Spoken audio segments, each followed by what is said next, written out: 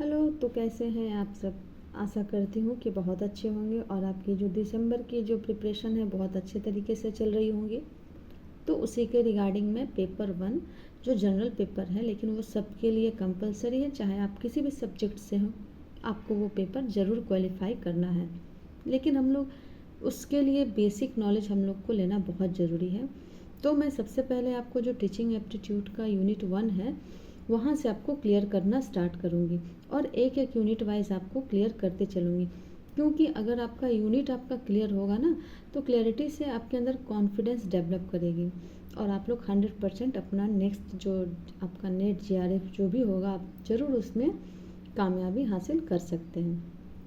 तो आज के टॉपिक में मैं बात करने वाली हूँ जो शिक्षण की है, वो जो जनरल जो डेफिनेशंस हैं वो क्या क्या हैं।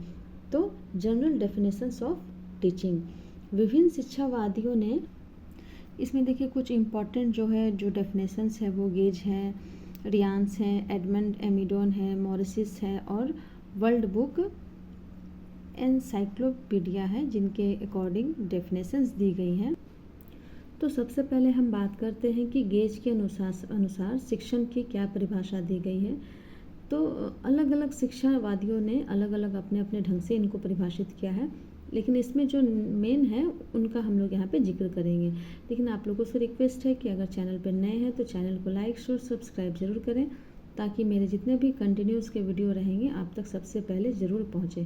क्योंकि इसके बाद मैं जो भी बनाऊँगी सीरियल वाइज वीडियोज़ ही बनाऊँगी। ये मेरा पहला जो यूनिट है उसको मैं कवर कर रही हूँ, इसके बाद मैं दूसरे यूनिट पे फोकस करूँगी। तो चलिए हम लोग स्टार्ट करते हैं अपना आज का वीडियो। तो गेज के अनुसार शिक्षण जो है एक प्रकार का पारस्परिक प्रभाव है, जिसका उद्देश्य है दूसरे व्यक्तियों के व्यवहार में अपेक्षित परिवर्तन लाना।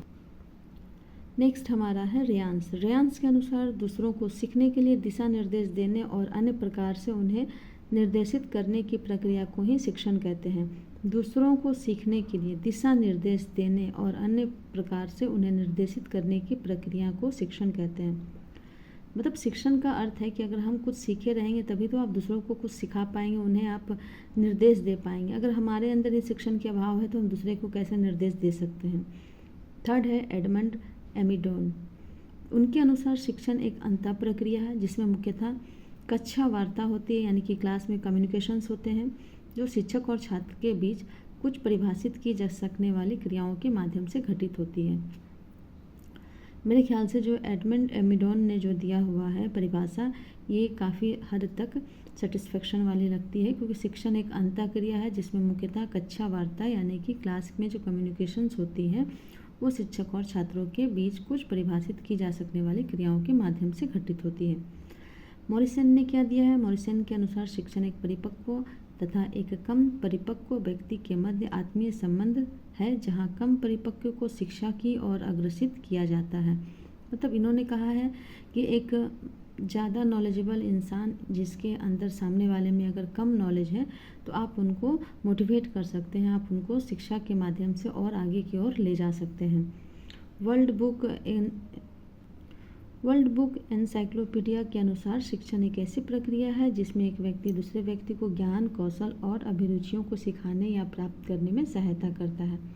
तो कहीं ना कहीं सारे परिभाषाओं का कंक्लूजन हमें यही निकलता है कि जो शिक्षण की जो परिभाषा है उनके अनुसार हमें दूसरे को शिक्षा देने, आगे बढ़ाने, मोटिवेट करने, उनको अपने लक्ष्य में आगे बढ़ाने के ये सारे जो गुण हैं होने चाहिए।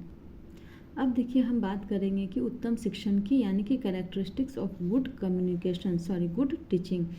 तो कौन कौन सी गुड टीचिंग की कैरेक्टरिस्टिक्स होती है। तो पहला है सूचनाओं का आदान प्रदान होना चाहिए, जो भी हमारे सामने सूचनाएं हैं उनका आदान प्रदान होना चाहिए। प्रभावी नियोजन होना चाहिए। छात्र क्रियाशीलता की उपस्थिति होनी चाहिए। प्रजातांत्रिक आदेशों के अनुकूल होना चाहिए। सहानुभूति एवं दया होना चाहिए। निर्देशनात्मक होना चाहिए। छात्र शिक्षक सहयोग होना चाहिए। छात्रों के पूर्व ज्ञान का उपाय उसमें होना चाहिए। प्रगतिशील शिक्षण का व्यवस्था होना चाहिए। उत्तम शिक्षण विधियों पर आधारित होनी चाहिए। संवेगात्मक स्थिति की स्थिरता की उपस्थिति होनी चाहिए। मतलब कि ऐसा नहीं कि बहुत ज़्यादा आप अग्रेसिव हो गए किसी भी क्वेश्चंस पे और आप उनका सवाल का जवाब आप ना दे पाओ। उपचारात्मक होनी चाहिए, निदानात्मक होनी चाहिए। मतलब कि अगर आपके सामने विद्यार्थी किसी भी समस्या को लेकर आए तो आप उनके समस्याओं को समझाने में सक्षम हो। छात्र योग्यताओं का संवर्धन होना चाहिए। छात्र के अंदर यानी कि स्टूडेंट्स के अंदर जो एबिलिटी होती है आपको उसको समझना होगा। नेक्स्ट है हमारा शिक्षक की उपस्थिति भी बहुत ज़रूरी होती है। प्रत्यक्ष और अप्रत्यक्ष कक्षा व्यवहार यानी कि डायरेक्ट और इनडायरेक्ट आपको जो आपकी क्लास है उसके आपके बिहेवियर को आपको ऑब्ज़र्व करना है। क्योंकि सब कुछ कभी कभी होता है कि हम लोग कभी कभी जो चीज़ डायरेक्ट ऑब्ज़र्व नहीं कर पाते हैं वो अपने क्लास के आसपास इर्द गिर्द कभी गुजरते हुए भी हम लोग उस चीज़ों को ऑब्ज़र्व कर सकते हैं। तो एक गुड टीचर की या फिर जो शिक्षण व्यवस्था है उसके अंदर ये सारी व्यवस्थाएं होनी चाहिए जिसके अंतर्गत हम अपने शिक्षण व्यवस्था को और स्ट्रॉन्ग बना सकते हैं। तो आई होप कि आपको ये वीडियो बहुत अच्छी लगी होगी जिसमें कि आपको characteristics of a good teaching और डेफिनेशन ऑफ अ टीचिंग इनके बारे में आपको जानकारी दी गई।